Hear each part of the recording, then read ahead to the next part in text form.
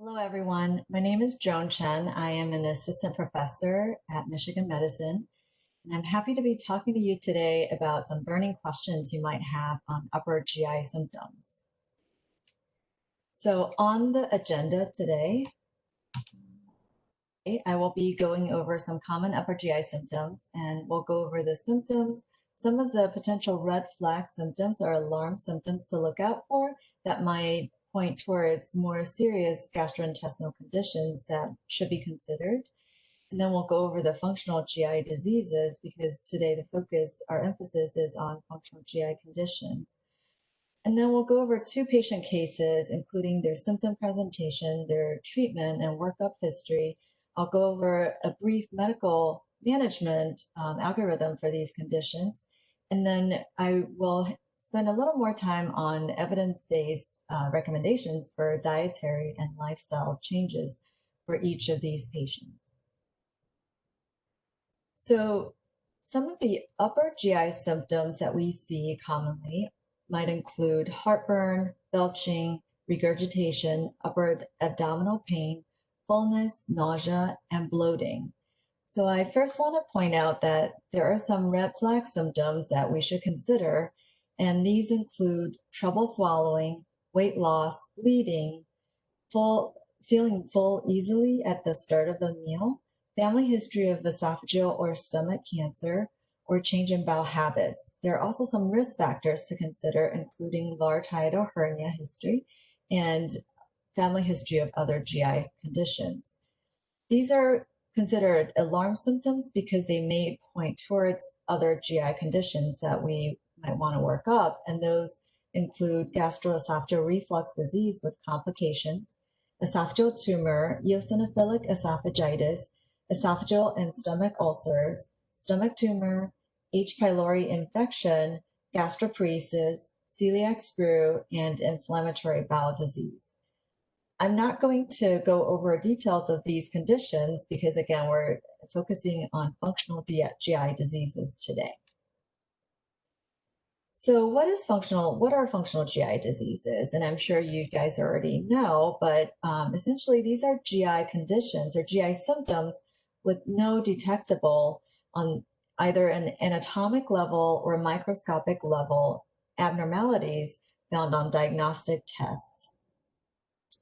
These functional GI diseases can overlap with organic GI conditions, and management of functional GI diseases often includes lifestyle and dietary modification, either as primary or adjunct therapy.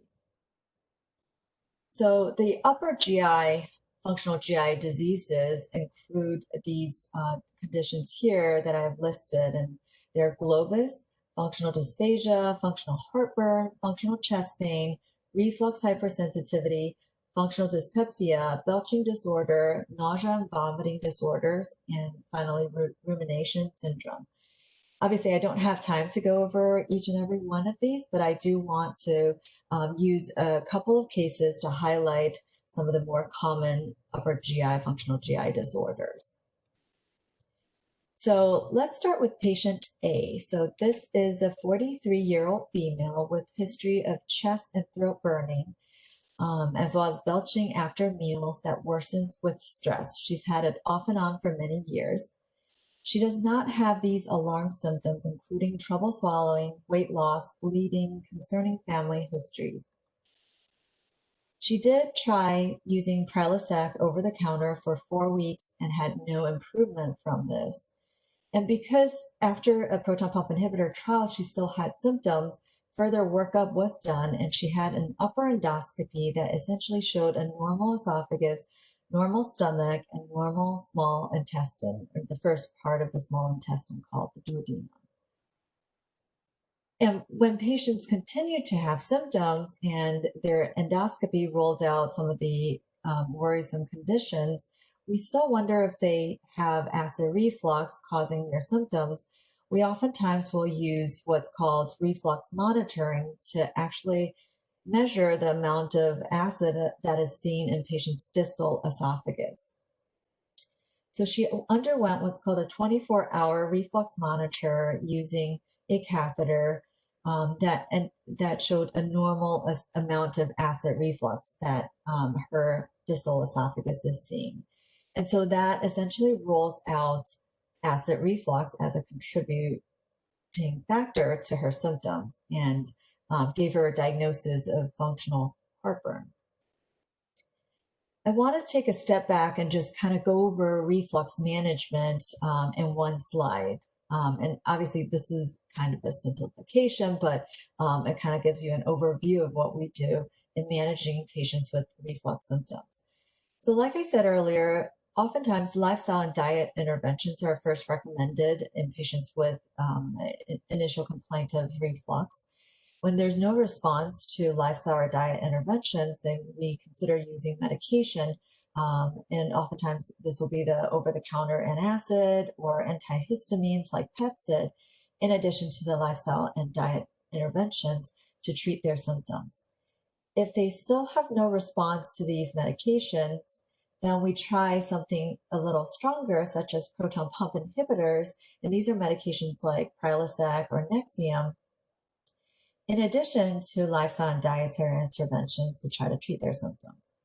If they continue to have no response, like in this patient A, we will consider further testing to exclude other causes for their symptoms. And if those are ruled out, these patients are diagnosed with functional disorders, and we might use medications like a neuromodulator or try GI behavioral therapy with a GI psychologist, in addition, again, to lifestyle and dietary intervention to treat their symptoms. So as you can see, lifestyle and dietary interventions are really considered at each step of the way in managing a lot of these patients. So I'd like to go in a little more detail on dietary interventions first. So when it comes to diet and acid reflux, you can pretty much find information from people that you talk to or on the internet. And this is kind of the conventional wisdom is to avoid a lot of different foods, including fried foods, unhealthy fats, citrus fruits, tomatoes, chocolate, refined sugar, spicy foods, caffeine, dairy products, peppermint, spearmint, carbonated drinks, a lot of different things. So what does the evidence actually show us though? So I've organized here in this table what evidence-based recommendations are for acid reflux and diet. From the standpoint of alcohol, it has been shown that alcohol increases acid secretion and decreases esophageal motility, as well as impaired gastric emptying. So avoidance of alcohol in general is recommended for reflux.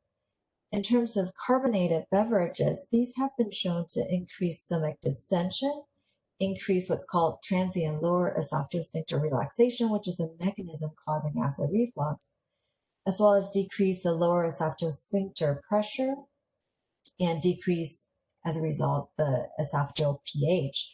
And so avoidance of carbonated beverages is also recommended based on evidence in the literature. What about high-fat meals? We also often tell people to avoid these. There is evidence that show that high-fat meals increase acid exposure time in the esophagus and decrease lower esophageal sphincters in some studies, but other studies did not show that. So the jury is still out in terms of whether high-fat meal avoidance should be recommended.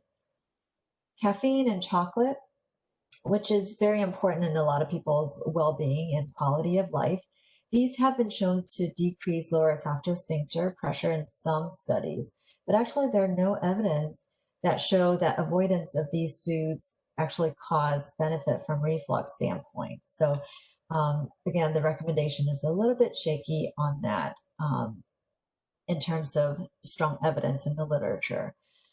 When it comes to spicy foods, peppermints, and citrus, there's really no evidence that show worsening of acid reflux on reflux studies. There's also no evidence showing benefits of avoidance of these medications from reflux standpoint. So again, whether this should be recommended in terms of food avoidance or not in reflux patients is still questionable. What I usually tell patients is that The evidence show that we should avoid heavy use of alcohol and carbonated beverages if you have reflux symptoms. And then if you do have symptoms in response to specific foods, then you should probably use that in moderation or avoid it altogether. So moving on to all the other lifestyle recommendations, so I'll go over this table here. There is evidence that show that keeping the head of bed elevated at nights does improve the pH in the distal esophagus as well as symptoms. With fewer transient lower esophageal sphincter relaxation, again, that leads to acid reflux. So head of bed elevation is recommended as a lifestyle intervention for reflux. Avoidance of late evening meals close to bedtime has been shown to improve nighttime reflux, although not symptoms. And quitting tobacco or tobacco cessation has been shown to improve in symptoms, especially in patients with a normal BMI. And then finally, weight loss has been shown to decrease gastric pressure, decrease hiatal hernia size, and decrease esophageal acid exposure. So all of these lifestyle recommendations or interventions are recommended based on the evidence in our literature. So moving on to our second patient, or patient B. This is a patient that is 56 years old with upper abdominal discomfort, including burning, pain, fullness for years. And this is worsened with eating, although not specific to any triggering foods. He does not have any nausea or vomiting, no weight loss, no bleeding, and no change in bowel habits. And there's no family history of GI cancers or inflammatory bowel disease. He was seen by a family medicine doctor and started on a trial of proton pump inhibitor of Prilosec, 40 milligrams daily, used it for 4 months without any improvement. So further testing that was done included a upper endoscopy that did not show any ulcers or inflammation, and biopsies were negative for a stomach infection called H. pylori. Small bowel biopsies did not show celiac sprue or gluten allergy. And he also had a colonoscopy that was normal at age 50. And to round up the workup, he had normal liver and pancreatic enzymes and a normal right upper quadrant ultrasound, rolling out gallstones or other gallbladder biliary issues. So because of the negative workup, he was given a diagnosis of functional dyspepsia. So this is a condition that I would like to talk about next. Dyspepsia, the word literally means bad digestion, and it's very common, affecting about 10 to 20% of the Western population. So again, a quick slide on how we generally manage patients presenting with dyspepsia symptoms. So patients present with uninvestigated dyspepsia, we might first have them undergo an upper endoscopy to rule out causes like ulcers or stomach infections, small bowel pathologies like celiac sprue, and we might test and treat for H. pylori if that is positive. And we might also provide them with an empiric trial of proton pump inhibitor to reduce stomach acidity to take out that potential acid contribution factor. And we might also recommend lifestyle and dietary intervention concurrently to help them reduce symptoms. If the workup is negative, then they are given a diagnosis of functional dyspepsia, and the management from that, from there on, involves specific treatments depending on their presenting symptoms. For example, for patients with pain, we might use neuromodulators to reduce pain. Those with nausea might get anti-nausea medication, and those with more particular fullness after meals might get medications to treat gastric accommodation. And again, lifestyle and dietary intervention are also recommended, again, at this step of the management. So more on diet and functional dyspepsia. We do know that functional dyspepsia symptoms are oftentimes associated with a number of dietary variables. That these include total food intake, food volume, meal frequency, and specific foods. However, there are few clinical trials that have formally evaluated dietary interventions for the management of functional dyspepsia. I'm including here a systematic review that included 16 studies, and it came up with some recommendations on specific dietary changes that one might want to follow in functional dyspepsia. So the review concluded that wheat and gluten are associated with abdominal pain, bloating, and post-meal fullness. Dietary fat has been shown to induce symptoms of post-meal nausea, bloating, fullness, and pain. Alcohol, on the other hand, has shown inconsistent data in the literature. It has been shown to increase the odds for dyspepsia in one study, and in another study has been shown to induce symptoms after wine intake and beer intake of 68 and 62%. But the data, again, is a little inconsistent. Caffeine intake has been associated with symptom induction in greater than 50% of patients with functional dyspepsia in 4 studies, but no association was seen in another study. And finally, milk intake has been frequently shown to induce bloating after consumption. So that is the end of my talk. But just before I wrap up with the summary, I just want to say that whereas historically people are looking for quick fixes for their symptoms, and as you can see in this figure, people line up for pills and surgeries for quick fixes. I think over the last 5 years to a decade, there's been a major shift in people wanting to focus more on lifestyle changes and avoid long-term medication use and invasive procedures. And so I think this graphic is no longer true, and much more of our population are lining up behind the lifestyle changes. And so to summarize my talk, first, dietary and lifestyle changes may be the first step in management of functional upper GI symptoms and should definitely be considered.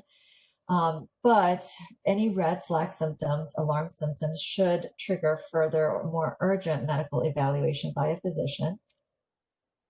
Dietary recommendations for reflux include avoidance of alcohol and carbonated beverages, as well as potential other trigger foods dependent on the patient. And then lifestyle recommendations for reflux include smoking cessation, weight loss, avoidance of eating close to bedtime, and elevation of head of bed. And finally, cutting back on dietary gluten, dairy, fat, alcohol, and caffeine may help reduce symptoms in functional dyspepsia. And so these should be tried, but it may depend on the presenting symptoms of that specific patient. And that is the end of my talk. I hope you have enjoyed it and hope this is helpful. Thank you very much.